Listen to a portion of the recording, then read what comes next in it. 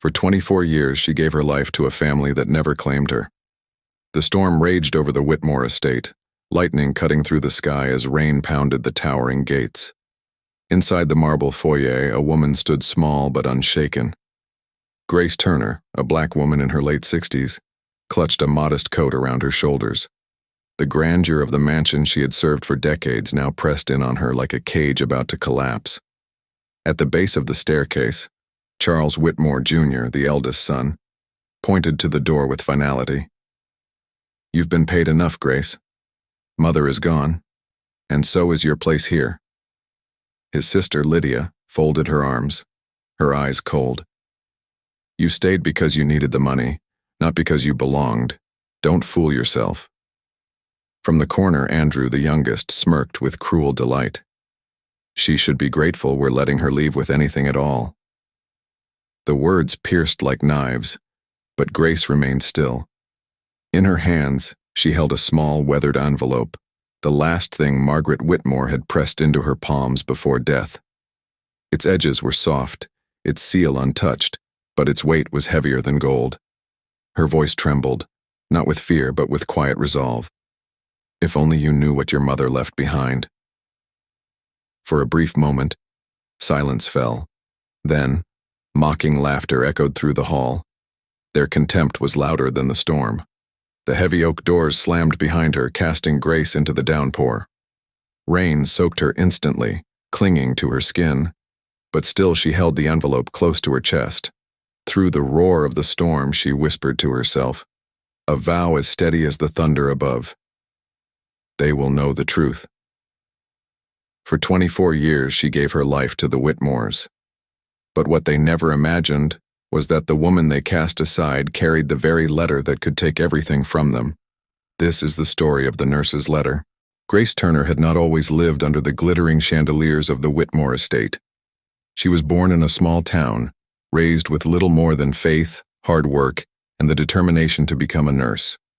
Her dream was simple: to help the sick and bring comfort where others could not.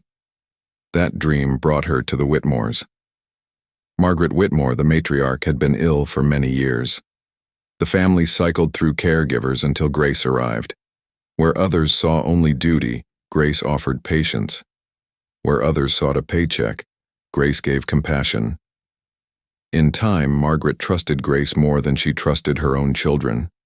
Grace became her shadow, tending to her needs, listening to her fears, even holding her hand through nights of pain that no one else stayed awake to see. But while Margaret saw Grace as family, Charles, Lydia, and Andrew never did. To them, she was just the nurse in the background, the woman who kept their mother alive while they pursued their lives of comfort. Charles, the eldest, spent most of his time away, consumed by business deals and power plays. Lydia, sharp-tongued and proud, visited only when appearances demanded it. And Andrew, the youngest, wore his idleness like a badge, living on the family's wealth without lifting a hand to earn it. Grace saw them come and go. She saw how little warmth they gave their mother, how rarely they sat with her except when money was involved. And though Margaret never said it outright, her tired eyes often betrayed a quiet disappointment in her children. As the years passed, Margaret's health worsened. Grace was there through it all, through the long nights of fever, through the mornings when Margaret could not rise without help, through the moments when loneliness seemed heavier than the illness itself. Then, one quiet evening, as the weight of her sickness bore down harder than ever, Margaret took Grace's hand and pressed a sealed envelope into her palm. Her voice was weak, but her eyes burned with urgency. "Grace," she whispered, "when they show you who they truly are, this will protect you. Promise me you'll keep it safe." Grace promised, though she never once imagined needing protection from the very family she had served with loyalty. She tucked the envelope away, its seal untouched, never daring to look inside. And when Margaret finally breathed her last, it was Grace, not the Whitmore children, who closed her eyes and wept at her bedside. What Grace didn't know then was that the letter she carried would soon become the most powerful weapon against the cruelty of those who saw her as nothing more than a servant. The days following Margaret Whitmore's funeral were a blur of shadows and whispers. The grand estate, once filled with the warmth of her presence, now seemed colder than the marble floors beneath its guests' feet. For Grace Turner, the mourning was not only for the woman she had lost but for the family she had served. Because in Margaret's absence, their true faces were revealed.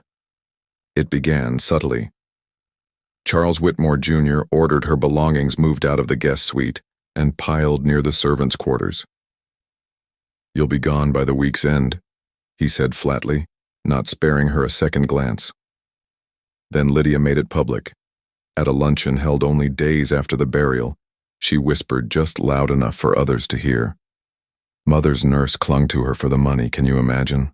All those years pretending to care. The word spread like wildfire, traveling beyond the walls of the estate into the town.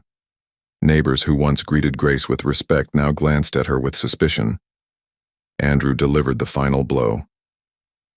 One evening, as Grace attempted to retrieve her things, he blocked her path. A sneer played on his lips. "You've eaten our food, lived under our roof, and bled this family dry. Be glad we're not asking for repayment." Each word chipped away at her dignity. For 24 years she had been the steady hand, the patient voice, the one who bore their mother's burden without complaint. Now she was cast as a thief in the court of public opinion.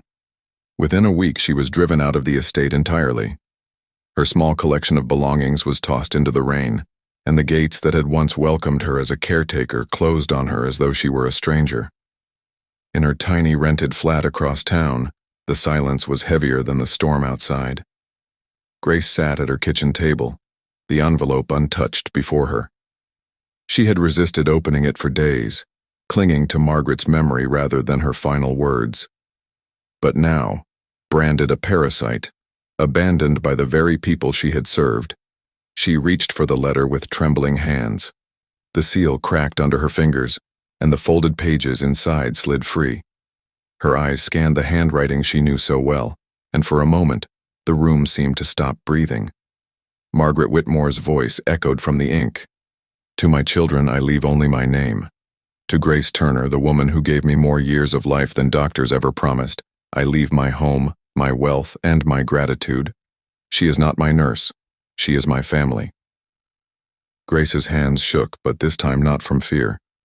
The truth, long buried, had finally been set free. The words on the page blurred through Grace's tears. For the first time since Margaret's passing, she felt seen, valued not as a servant, but as the woman who had given her best years to someone who truly mattered. Yet the joy of that revelation was quickly shadowed by fear. What would Charles, Lydia, and Andrew do if they discovered this letter? Would they laugh it off as a forgery? Destroy it before anyone else could see it? Or worse, would they try to silence her completely? Grace folded the document with trembling hands and placed it back into its envelope. She had kept Margaret's trust for years. Now she had to protect her final wish. But she also knew she could not fight this battle alone. The next morning she sought out Samuel Harris, the Whitmore's longtime family lawyer. A man in his 60s with a weathered face and a reputation for integrity, he had seen too many heirs tear each other apart over fortunes left behind. When Grace sat in his office and slid the letter across his desk, he adjusted his glasses, reading in silence. Minutes passed, broken only by the scratch of his eyes moving across Margaret's familiar handwriting. Finally he looked up, his voice low but firm. "This is real. And not only real, it's legally binding. The witnesses who signed here were from my own firm. Grace, this letter makes you the rightful heir to the Whitmore estate." Her breath caught in her throat. "But they'll never accept it. They'll call me a liar." Harris leaned forward, his tone steady. "They don't have to accept it. The law will. Margaret trusted you with this for a reason. You stood by her when no one else did. Now you must decide, do you honor her wish, or let her children bury it with her memory?" Grace's heart pounded. She had spent her life avoiding conflict, finding strength in quiet service rather than confrontation. But Margaret's voice echoed in her mind. "When they show you who they truly are, this will protect you." For the first time in days, her trembling hands stilled. She knew what she had to do. By evening, rumors were already swirling. The Whitmore heirs, smug in their assumed victory, celebrated in the estate they believed was theirs.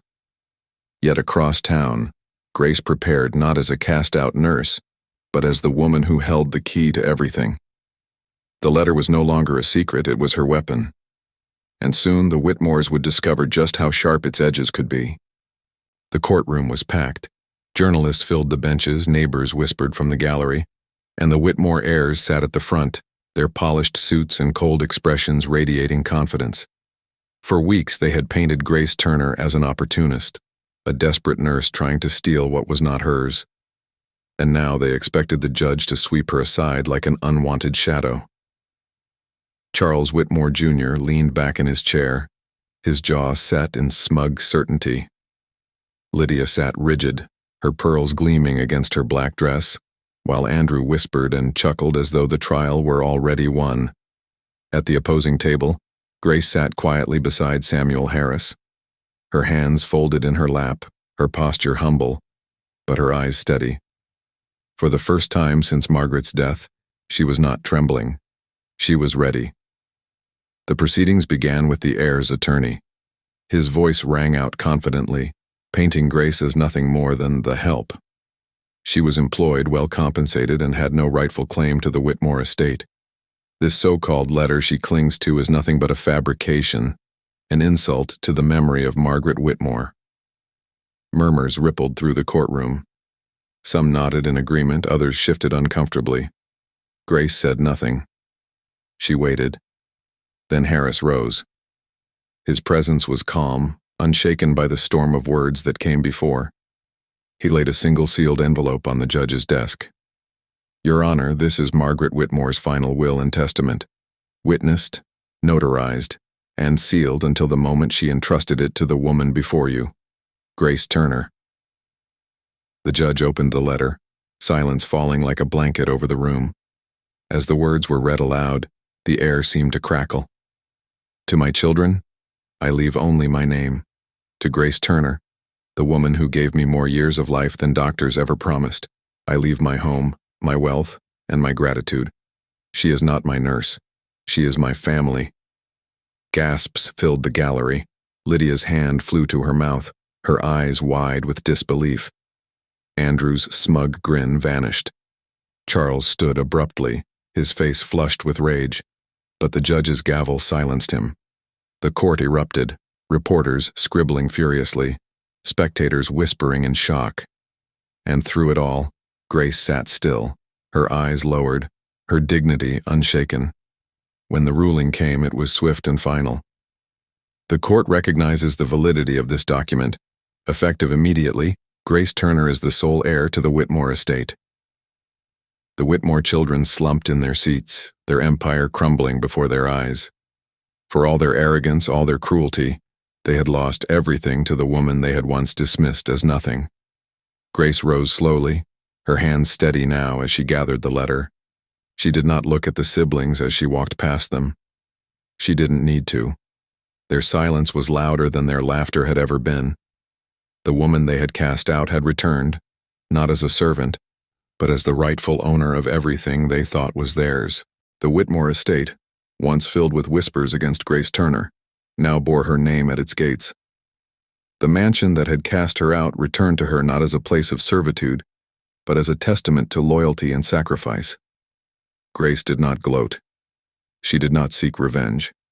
Instead, she opened the grand doors once more, not to Charles, Lydia, or Andrew, who now lived in silence and shame, but to those in need. One wing of the house became a haven for the elderly, a place where nurses and caregivers were treated not as the help, but as family. The community that had once turned cold to Grace now spoke her name with respect. They saw her not as the nurse who clung to wealth, but as the woman who embodied the very thing the Whitmores had forgotten, love without conditions. Charles withdrew from society, his arrogance shattered. Lydia, once proud and untouchable, found herself cut from the very circles she used to command. And Andrew, stripped of luxury, was left to face a life without the cushion of inherited wealth. But Grace lived differently. In her quiet moments, she still walked the halls where Margaret had once rested, feeling the presence of the woman who had trusted her above all others. And though the inheritance had changed her life, the letter was not about money. It was about truth. Sometimes family is not written in blood, but in sacrifice. Sometimes love leaves its greatest legacy not in riches but in remembrance. And sometimes the last words of the dying speak louder than all the living combined. What do you think? Did Margaret Whitmore make the right decision by leaving everything to Grace? Or should her children have inherited the estate despite their arrogance? Let us know in the comments. We'd love to hear your thoughts. And if this story moved you, make sure to subscribe because more powerful stories are coming. Stories of betrayal, sacrifice, justice, and redemption. Stories you won't want to miss.